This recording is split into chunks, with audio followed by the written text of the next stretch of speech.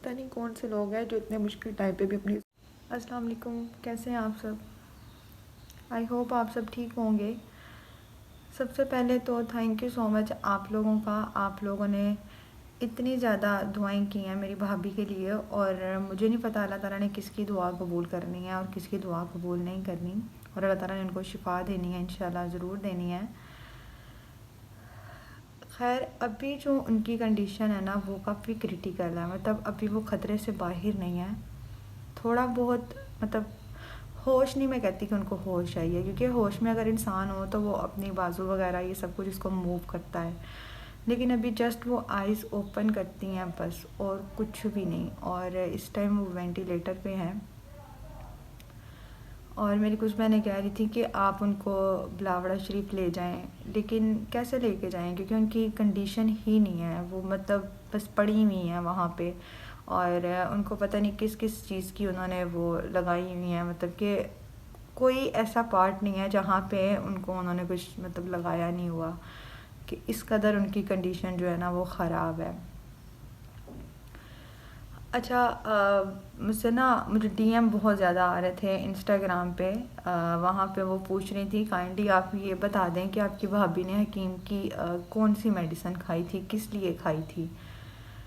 अच्छा, मैं आपको ना बताती हूँ किस लिए खाई थी वो। जब उन्होंने आई साइट की वो खाई थी ना मेडिसन, तो जब उनको इशू हुआ था इस चीज़ का कि मतलब उनको सोज वगैरह पड़नी स्टार्ट हो गई थी, तो पहले उन्होंने मेडिसिन खाई थी स्पेशलिस्ट की।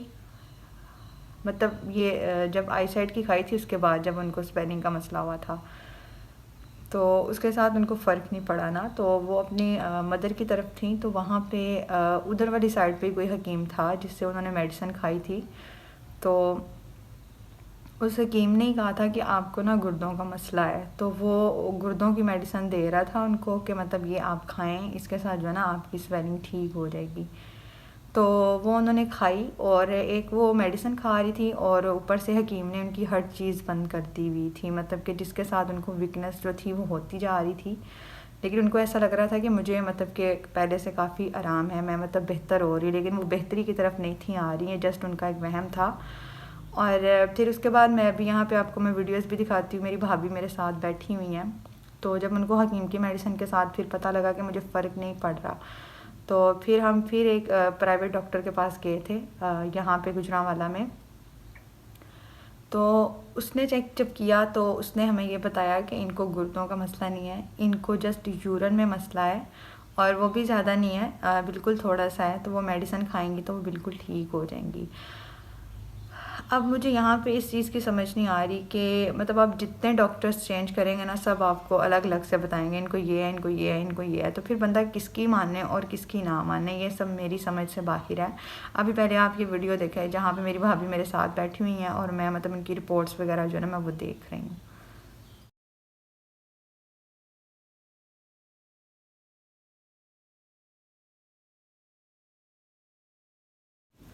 आप लोगों ने वीडियो देखी है? अच्छा, आज जो मैं ये रो रही हूँ ना, ये जो मेरे आंसू निकल रहे हैं, वो इस चीज़ के लिए निकल रहे हैं कि जब आपके अपने आप को बातें कर रहे हो ना, तो जहाँ पे वो लोग आपको जानते भी हों कि आप मतलब बिल्कुल सही हैं, मतलब कुछ भी नहीं है, फिर भी वो आपको बातें कर रहे हों, और वहाँ पे आप लोग आके इतना प्यार दें और इतना आप सपोर्ट करें। पता नहीं कौन से लोग हैं जो इतने मुश्किल टाइम पे भी अपनी ज़ुबानें बंद नहीं रखते। खैर, इन लोगों की बातों से फ़र्क नहीं पड़ता, लेकिन इनकी बातें जो है ना वो सारी ज़िंदगी याद रहती हैं। और बातें वो लोग करते हैं कि जिनके लिए ना ये मिसाल है कि 900 चूहे खा के बिल्ली हज को चली, और ऐसे लोगों को बिल्कुल भी शर्म नहीं आती कि वो अपनी ज़ुबानें कंट्रोल में रखे, और वो कोई गैर नहीं होते, वो अपने ही होते हैं, और उन्हें अपनों का पता भी होता है। मतलब कौन सी बहन है कि जो मतलब अपने भाई को इतने दुख और तकलीफ में देखे।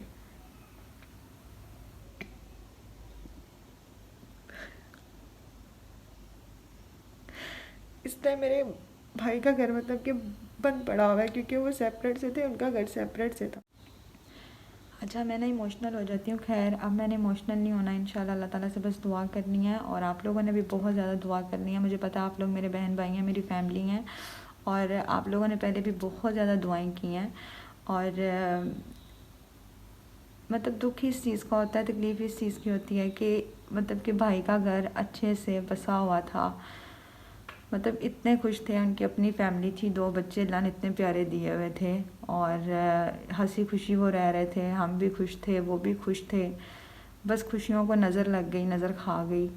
और जिनकी लगती है ना उनका भी पता होता है, सब पता होता है, लेकिन इंसान को चुप रहना चाहिए, सब्र करना चाहिए। कोई बात नहीं, जो गलत करते हैं, जो बुरा करते हैं ना, वो इस दुनिया में भी भुगतते हैं और आगे जा मुझे ना मेरी एक और बहन है, उसने कमेंट किया था कि आप इस तरह से रोएंगी ना तो आपके दुश्मन और खुश होंगे। तो ये बात आपकी 100% राइट है, तो एग्री भी करती हूँ मैं इस बात से। तो इसलिए अब मैंने बिल्कुल भी नहीं रोना, क्योंकि सब लोग दुआएं कर रहे हैं, तो पता नहीं अल्लाह ताला ने किसकी कबूल करनी है। इंशाल्लाह भाभी ने ठीक हो जाना है बिल्कुल।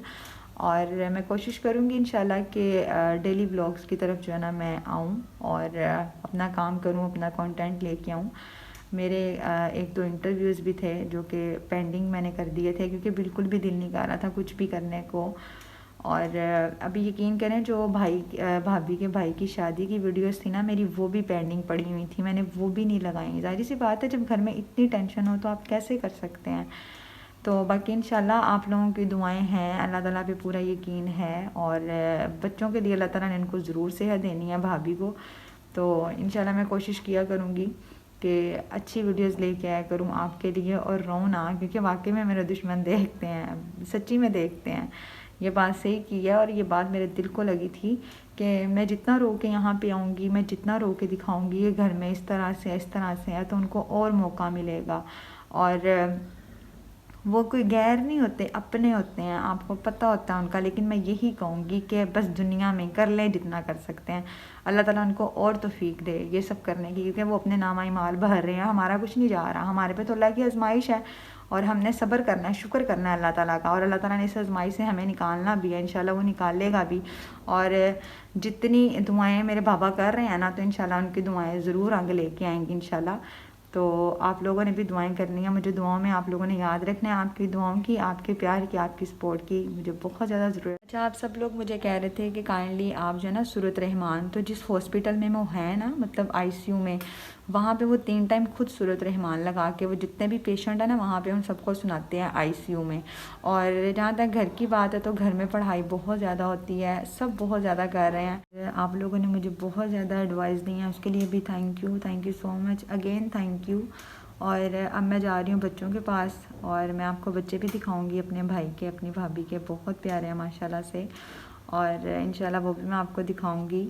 तो वो बच्चे ऐसे थे ना कि वो माँ के बगैर एक सेकंड नहीं थे रहते, मामा के पास और बाबा के पास बस, क्योंकि वो सेपरेट से थे, उनका घर सेपरेट से था, तो वो मतलब अपने मामा पापा के साथ ज़्यादा अटैच थे। लेकिन मैं कहती हूँ कि अल्लाह ताला ने उनको सब्र दिया हुआ है कि वो बच्चे तंग नहीं करते बिल्कुल भी। जो बड़े वाला है वो थोड़ा बहुत करता है, लेकिन छोटे वाला तो बिल्कुल भी नहीं करता, क्योंकि वो भी 1.5 साल का है। तो अभी बस बच्चों के पास मैं जा रही हूँ, तो यहाँ पे ना मैं वीडियो का एंड करती हूँ।